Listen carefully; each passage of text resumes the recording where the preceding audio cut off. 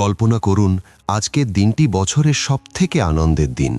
চারিদিকে নতুন জামার সুগন্ধ, ছোট ছোট বাচ্চারা দল বেঁধে হাসাহাসি করছে, একে অপরকে নতুন খেলনা দেখাচ্ছে। কিন্তু এই হাসি খুশির জোয়ারের মাঝে রাস্তার এক কোণে ধুলোবালির ওপর একা বসে আছে একটি ছোট্ট ছেলে। তার পরনে তালিমারা ছেঁড়া কাপড়, মুখটা ধুলোয় মাখা, আর সে ফুঁপিয়ে ফুঁপিয়ে এমনভাবে কাঁদছে যেন তার বুকটা ফেটে যাচ্ছে। সবাই পাশ দিয়ে চলে যাচ্ছে, কিন্তু কেউ তার চোখের পানি দেখতে পাচ্ছে না। ঠিক তখনই পৃথিবীর সর্বশ্রেষ্ঠ মানুষটি তার সামনে এসে দাঁড়ালেন। তিনি শুধু দাঁড়িয়ে থাকলেন না, নিজের আভিজাত্যের কথা ভুলে গিয়ে সেই ধুলোবালির মধ্যেই বাচ্চাটির পাশে বসে পড়লেন।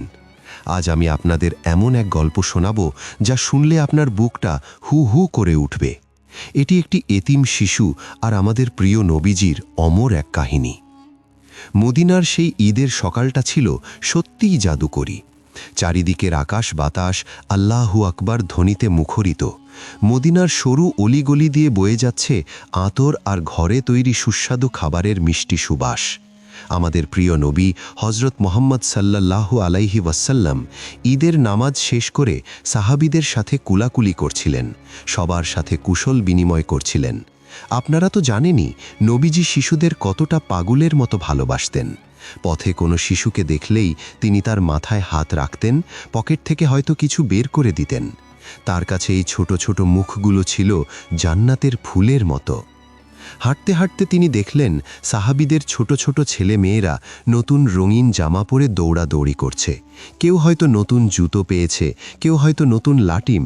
তাদের চোখে মুখে সে কী আনন্দ! কিন্তু হঠাৎ নবীজির নজর আটকে গেল একটা পুরনো দেয়ালের পাশে। সেখানে একটা ছোট্ট বাচ্চা দুই হাঁটুতে মুখ গুজে বসে আছে। নবীজি দেখলেন বাচ্চাটির গায়ে কোনো নতুন কাপড় নেই, বরং ময়লা মাখা একজোড়া মলিন কাপড়।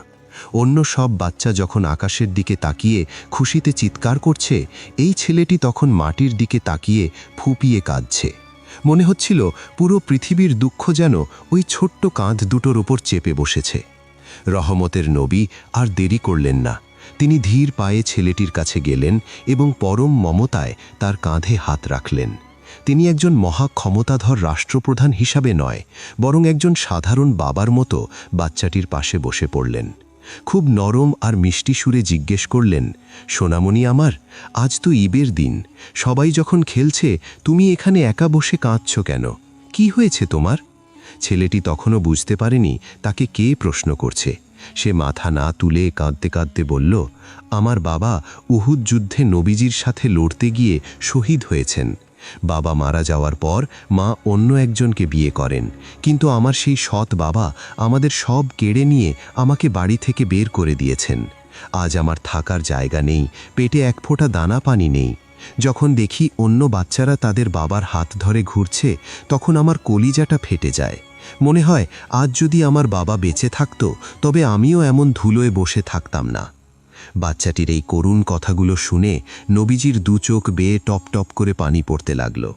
বিশ্বাস করুন, এটিই হলো the most emotional story of prophet Muhammad, যা আমাদের শেখায় তিনি উম্মতের কষ্ট কতটা নিজের করে অনুভব করতেন।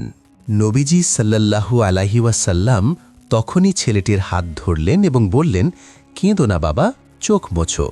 তুমি কি এতে খুশি হবে না যে আজ থেকে আমি মুহাম্মদ হব তোমার বাবা? আয়েশা হবে তোমার মা, ফাতেমা হবে তোমার বোন, আর হাসান হোসেন হবে তোমার খেলার সাথী আর ভাই। ছেলেটি এবার চমকে উঠে মুখ তুলল। সে দেখল স্বয়ং আল্লাহর রাসূল তার সামনে বসে মিচকি হাসছেন।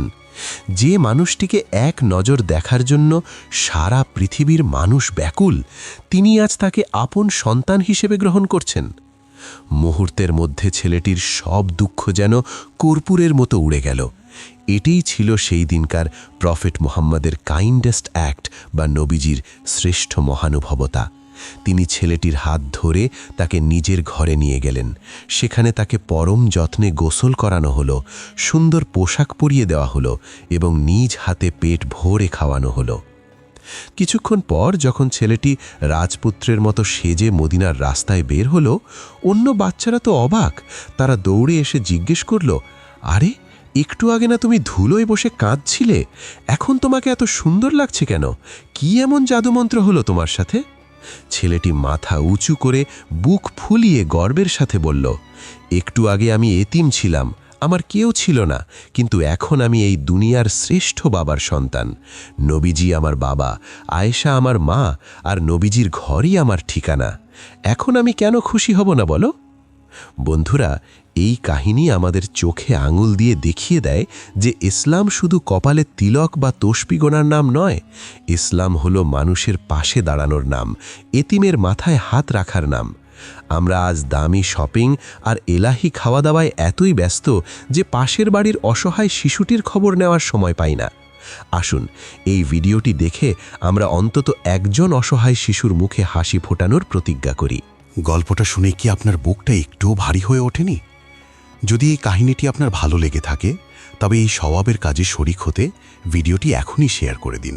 আর হ্যাঁ, নবীজির জীবনের এমন সব হৃদয়স্পর্শী কাহিনী আরও শুনতে চাইলে আমাদের এই ছোট্ট পরিবার জ্ঞানাঙ্কন সাবস্ক্রাইব করে বেল আইকনটা টিপে দিন।